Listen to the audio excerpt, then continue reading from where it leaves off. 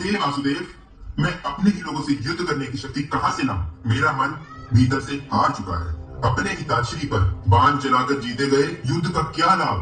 बहुत बड़ी दुविधा है, इससे कैसे निकलूं वासुदेव? गर्मियों को समझो पार्थ, हार जीत, लाभ हानि, ये सब तुम्हारी चिंता का विषय नहीं होना चाहिए।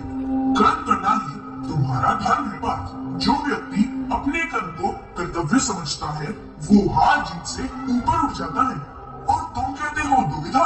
दुविधा मनुष्य को तभी होती है जब वो समझता है कि मैं ही रचयिता हूँ, जो कर्म हो रहा है मैं ही कर रहा हूँ और मेरे लिए ही है।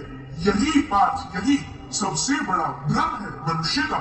जबकि समस्त संसार में होने वाली प्रत्येक घटना तो तीन गुणों रजस, तमस और सत्व के परिणाम स्वरूप ही घटित होती है। इसीलिए पार्थ, तुम मात्र एक साधन हो।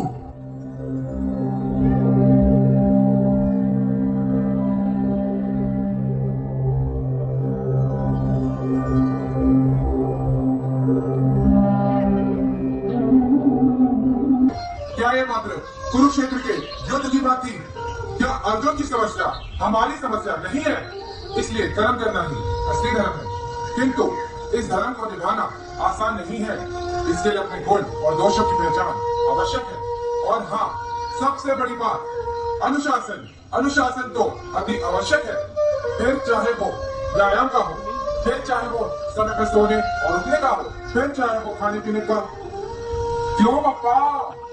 हाँ हाँ, आवश्यक है, आवश्यक है। अनुशासन तो आवश्यक है। वैसे जैसे भीष्म पितामह कहा, उन्होंने भी प्रतिज्ञा ली थी। प्रतिज्ञा से याद आया, उनसे भी भूल गई थी। यह भी समझ नहीं रही। आओ दिखाता हूं।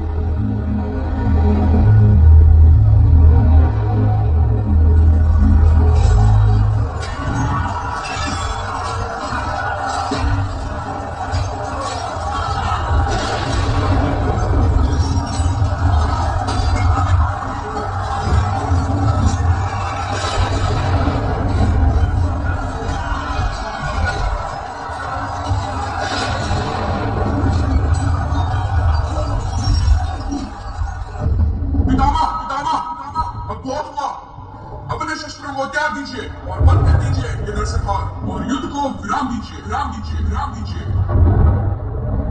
हे मधुसूदन, आप मुझे शस्त्र त्यागने को कह रहे हैं? ये मैं किस प्रकार कर सकता हूँ? मैंने हस्तिनापुर की रक्षा का प्रण लिया है और ये युद्ध अब मेरे लिए मेरा कर्तव्य बन चुका है। पितामह, यदि आप शस्त्र नहीं त्यागेंगे तो मैं आपका वध कर दूंगा। मुझे ज्ञात है आप शस्त्र नहीं उठाओगे केशव। आपने युद्ध भूमि में शस्त्र न उठाने की प्रतिज्ञा ली है। धर्म के लिए प्रतिज्ञा तोड़ भी सकता हूँ पितामह। अतः आपका वध करने के लिए मुझे शस्त्रों की आवश्यकता नहीं है। मैं आपका वध इस रथ के पहिए से भी कर सकता हूँ।